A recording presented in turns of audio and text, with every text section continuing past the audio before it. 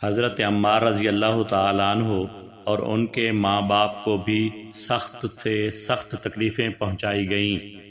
مکہ کی سخت گرم اور ریتلی زمین میں ان کو عذاب دیا جاتا، اور حضور اقدس صلی اللہ علیہ وسلم کا اس طرف گزر ہوتا تو صبر کی تلقین فرماتے اور جنت کی بشارت فرماتے۔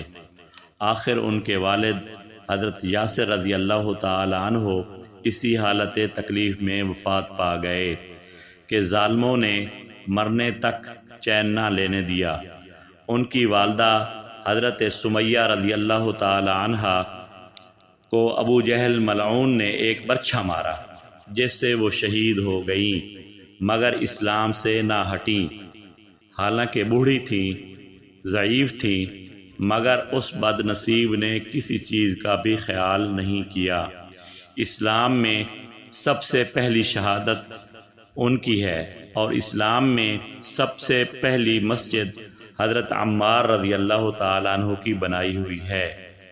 جب حضور اقدس صلی اللہ علیہ وسلم ہجرت فرما کر مدینہ تشریف لے گئے تو حضرت عمار رضی اللہ تعالیٰ عنہ سے کہا کہ حضور صلی اللہ علیہ وسلم کے لیے ایک مکان سایہ کا بنانا چاہیے جس میں تشریف رکھا کریں، دوپہر کو آرام فرما لیا کریں اور نماز بھی سایہ میں پڑھ سکیں۔ تو قباء میں حضرت عمار رضی اللہ تعالیٰ عنہ نے اول پتھر جمع کیے، پھر مسجد بنائی۔ لڑائی میں نہایت جوش سے شریک ہوتے تھے۔ ایک مرتبہ مزے میں آ کر کہنے لگے کہ اب جا کر دوستوں سے ملیں گے اور محمد صلی اللہ علیہ وسلم اور ان کی جماعت سے ملیں گے۔ اتنے میں پیاس لگی اور پانی کسی سے مانگا۔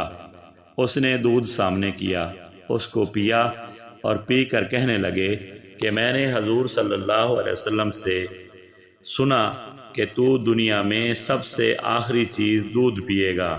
اس کے بعد شہید ہو گئے۔ اس وقت 94 سال کی عمر تھی، بعض نے 1 آدھ سال کم بتلائی ہے۔